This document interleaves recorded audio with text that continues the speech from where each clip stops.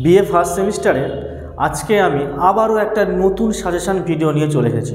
দেখো, এই ভিডিওতে তোমাদের আমি আজকের শিক্ষা বিজ্ঞান অর্থাৎ এডুকেশানের সাজেশান নিয়ে আলোচনা করব।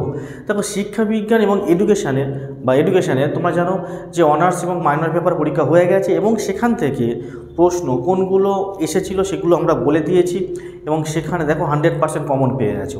এবার তোমাদের কিন্তু জেনারেল পেপার যাদের আছে, বিএ ফার্স্ট সেমিস্টারের এডুকেশান যাদের জেনারেল পেপারে আছে বা সিসি পেপারে আছে, তাদের জন্য আজকের কিন্তু এই ভিডিওটা খুব গুরুত্বপূর্ণ, খুব ইম্পর্টেন্ট হতে চলেছে।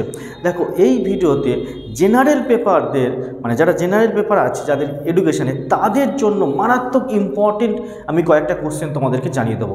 দেখো, এই ভিডিওতে বলা যে কোশ্চেনগুলো তোমরা প্রত্যেকটা কোশ্চেন তোমরা ফলো করো, দেখো তোমরা কিন্তু 100% কমন পাবে।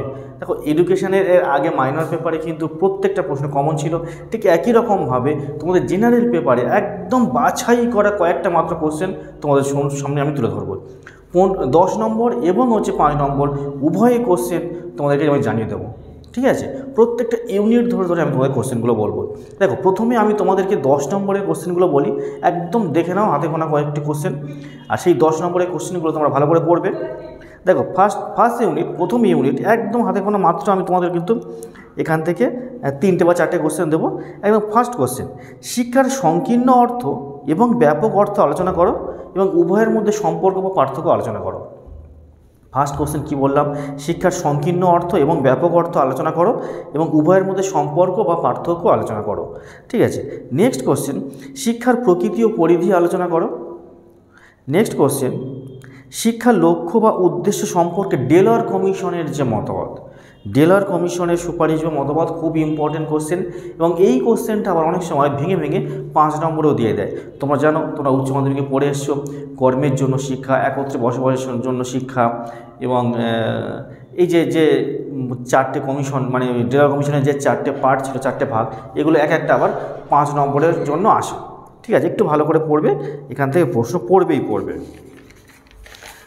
এখান থেকে নেক্সট কোশ্চেন, প্রকৃতিবাদী শিক্ষা দর্শনের শ্রেণীবিভাগ করে তার নীতি, লক্ষ্য, পাঠ্যক্রম, শিক্ষা পদ্ধতি সম্পর্কে আলোচনা করো। প্রকৃতিবাদটা কিন্তু খুব ইম্পর্টেন্ট কোশ্চেন এখান থেকে। ঠিক আছে, এই হচ্ছে তোমাদের ফার্স্ট ইউনিট থেকে 10 নম্বরের কোশ্চেন। এবার আমি সেকেন্ড ইউনিট থেকে 10 নম্বরের কোশ্চেনগুলো বলবো। এখানে সবচেয়ে গুরুত্বপূর্ণ যে কোশ্চেনটা হচ্ছে, আধুনিক শিক্ষায় শিক্ষকের স্থান বা ভূমিকা কী এবং একজন আদর্শ শিক্ষকের বৈশিষ্ট্য কী হওয়া উচিত সেগুলি আলোচনা করো। ঠিক আছে, এই প্রশ্নটা কিন্তু মারাত্মক ইম্পর্টেন্ট এই সেকেন্ড ইউনিট 2 থেকে। আর এখান থেকে নেক্সট কোশ্চেন, শিশু বা শিক্ষার্থীদের উপর বংশগতি এবং পরিবেশের প্রভাব আলোচনা করো। ঠিক আছে, বংশগতি বা পরিবেশের প্রভাব আলোচনা করো, এই প্রশ্নটাও ইম্পর্টেন্ট আছে। এখান থেকে নেক্সট কোশ্চেন, পাঠ্যক্রম বলতে কী বোঝো? পাঠ্যক্রম প্রণয়নের প্রধান নীতিগুলি আলোচনা করো। ঠিক আছে, এই সহপাঠক্রম কিন্তু তোমরা মাইনরে পড়ে গেছে জানো, তাহলে এখানে কিন্তু পাঠ্যক্রমটা পড়ার খুব সম্ভাবনা আছে। এই প্রসঙ্গে আমি 5 নম্বরেও বলবো, তোমরা পাঠ্যক্রম যখন পড়বে, পাঠ্যক্রমের নীতিটা পড়বে, পাঠ্যক্রমের প্রকারভেদ আর বৈশিষ্ট্যটা একটু দেখে নেবে। ঠিক আছে, এই হচ্ছে ইউনিট 2 থেকে। ইউনিট 3 10 নম্বরের কোশ্চেনগুলো বলবো। দেখো, ইউনিট 3 10 নম্বরের কোশ্চেন বলার আগে তোমাদেরকে বলি, আমার ভিডিও কেমন লাগছে এবং এই সাজেশান ভিডিও তোমাদেরকে তোমার ক্ষেত্রে কতটা কমন পড়ছে বা তুমি কতটা লিখতে পারছো, অবশ্যই তোমরা কমেন্ট করে জানাবে। আর ভালো লাগলে অবশ্যই কিন্তু একটা লাইক করো, সাবস্ক্রাইব করে আমার পাশে থেকো। এরকমই আরও নতুন নতুন ভিডিও আমি তোমাদের সামনে তুলে ধরবো। ঠিক আছে, আর হ্যাঁ, আর যারা আমার কাছে পড়তে চাইছো তারা অবশ্যই যোগাযোগ করো। আমি বারুইপুর স্টেশনের সংলগ্ন, স্টেশনের কাছেই আমার বারুইপুরের স্টেশনের কাছেই আমার সেন্টার। ঠিক আছে, বারুইপুর একদম স্টেশনের পাশেই, তোমরা এখানে চলে আসতে পারো এবং যারা যারা পড়তে ইচ্ছুক, পড়তে চাইছো, তারা অবশ্যই যোগাযোগ করো। আমি কিন্তু ডিসক্রিপশানে আমার ফোন নাম্বার সহ আমি অ্যাড্রেস দিয়ে দেবো। সেকেন্ড সেমিস্টারে পড়া খুব শীঘ্রই শুরু হতে চলেছে। ঠিক আছে, অবশ্যই তোমরা যোগাযোগ করো। এবার ইউনিট 3 10 নম্বরের কোশ্চেনগুলো আমি তোমাদেরকে জানিয়ে দিই। দেখো, ফার্স্ট কোশ্চেন, এখান থেকে কিন্ডারগার্টেন পদ্ধতির বৈশিষ্ট্য লেখো এবং মন্তেশ্বরী শিক্ষণের ও বৈশিষ্ট্য লেখো। আর এই কিন্ডারগার্টেন এবং মন্তেশ্বরীর পার্থক্য লেখো। এটা একসাথে প্রশ্নটা 10 নম্বরে আসতে পারে। বা কিন্ডারগার্টেন পদ্ধতি এবং মন্তেশ্বরী শিক্ষণ পদ্ধতির মধ্যে পার্থক্য আলোচনা করো। ঠিক আছে, এই দুটো কিন্তু খুব ইম্পর্টেন্ট কোশ্চেন। আর এখান থেকে আরেকটা কোশ্চেন বলবো, প্রকল্প পদ্ধতি কাকে বলে? প্রকল্প পদ্ধতির স্তর ও বৈশিষ্ট্যগুলি বা সুবিধা অসুবিধা আলোচনা করো। ঠিক আছে, এই প্রকল্প পদ্ধতি এবং কিন্ডারগার্টেন মন্তেশ্বরীর মধ্যে কিন্তু বড় কোশ্চেন এখানে আসার সম্ভাবনা খুব প্রবল আছে।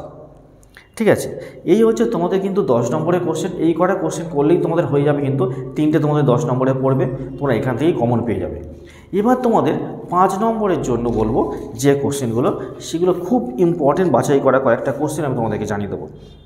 দেখো, প্রথম ইউনিট 1 থেকে যে 5 নম্বরের যে কোশ্চেনগুলো পড়বে, শিক্ষার সমাজতান্ত্রিক লক্ষ্য ও ব্যক্তিতান্ত্রিক লক্ষ্যগুলি আলোচনা করো। দেখো, এগুলো আলাদা আলাদা করে পড়বে, কিন্তু সমাজতান্ত্রিক লক্ষ্য আলাদা করে পড়তে পারে, ব্যক্তিতান্ত্রিক লক্ষ্যটা আলাদা করে পড়তে পারে। ঠিক আছে, নেক্সট কোশ্চেন, প্রয়োগবাদী দর্শনের লক্ষ্যগুলি আলোচনা করো। এখান থেকে নেক্সট কোশ্চেন, শিক্ষাক্ষেত্রে বৌদ্ধ দর্শনের গুরুত্ব আলোচনা করো। নেক্সট কোশ্চেন, যোগ দর্শনের শিক্ষাগত গুরুত্ব আলোচনা করো। এই হচ্ছে ইউনিট 1-এর 5 নম্বরের কোশ্চেন। এবার ইউনিট 2 থেকে যে কোশ্চেনগুলো বলবো, প্রথমোক্ত শিক্ষার বৈশিষ্ট্যগুলি আলোচনা করো। একজন আদর্শ শিক্ষকের দায়িত্ব ও কার্যাবলীগুলি আলোচনা করো। সহপাঠক্রমিক কার্যাবলীর মানে শিক্ষাগত গুরুত্ব বা তাৎপর্য আলোচনা করো। এটা কিন্তু মাইনরে হচ্ছে, যেহেতু 10 নম্বরে পড়ে গেছে, এখানে 5 নম্বরে আসার সম্ভাবনা আছে। ঠিক আছে, এই হচ্ছে কটা কোশ্চেন, পাঠ্যক্রম আর হচ্ছে শিশুর বংশগতি, যেটা হচ্ছে পরিবেশগত, সেটা আমি 10-এ দিয়েছি। 10-এ না পড়লে 5-এ পড়বে। জাস্ট এই কটা থেকেই কোশ্চেনগুলো ঘুরিয়ে ফিরেই আসবে, এর বাইরে কিন্তু কোশ্চেন আসবে না। আর ইউনিট 3 থেকে যে 5 নম্বরের যে কোশ্চেনগুলো পড়বে, সেগুলো হচ্ছে শিশুকেন্দ্রিক শিক্ষার বৈশিষ্ট্য, খেলা ও কাজের মধ্যে পার্থক্য, প্রকল্প পদ্ধতির বৈশিষ্ট্য। আর অলরেডি তো আমি কিন্ডারগার্টেন এবং মন্তেশ্বরী ওটা তো আমি দিয়েছি, যেহেতু বড় কোশ্চেন সেখান থেকে পড়লে হয়ে যাবে। যদি ওখান থেকে পার্ট করে মানে একটা অংশ দিয়ে তুলে দিয়ে 5 নম্বরে পড়ে তোমরা লিখতে পারবে, তাহলে বড় নম্বরের জন্য পড়লে তোমরা কিন্তু ছোট কোশ্চেনের ক্ষেত্রেও লিখতে পারবে। ঠিক আছে, এই মাত্র গুটি কয়েক কোশ্চেন, এর বাইরে তো কোশ্চেন আর নেই, এই কটাই পড়বে। এবং এই প্রশ্ন আমি এই প্রসঙ্গে বলি, দেখো কোশ্চেন কিন্তু ঘুরিয়ে ফিরে আসবে, ঘুরিয়ে দিলেও তোমরা কিন্তু প্রশ্নটা বারবার করে পড়বে। আমি প্রত্যেকটা ভিডিওতে তোমাদেরকে বলে থাকি, কোশ্চেন কিন্তু ঘুরিয়ে দিচ্ছে, প্রায় মানে আমি এক্সামে দেখছি কোশ্চেনগুলো ঘুরিয়ে দিচ্ছে, তাই একটু বুঝে শুনে লিখবে, উত্তর কিন্তু একদম একই হবে। ভিডিওটা এই পর্যন্ত, অবশ্যই তোমাদের সঙ্গে দেখা হবে নেক্সট ভিডিওতে। ততক্ষণ সবাই কিন্তু ভালো থেকো, বেস্ট অফ লাক সবাইকে।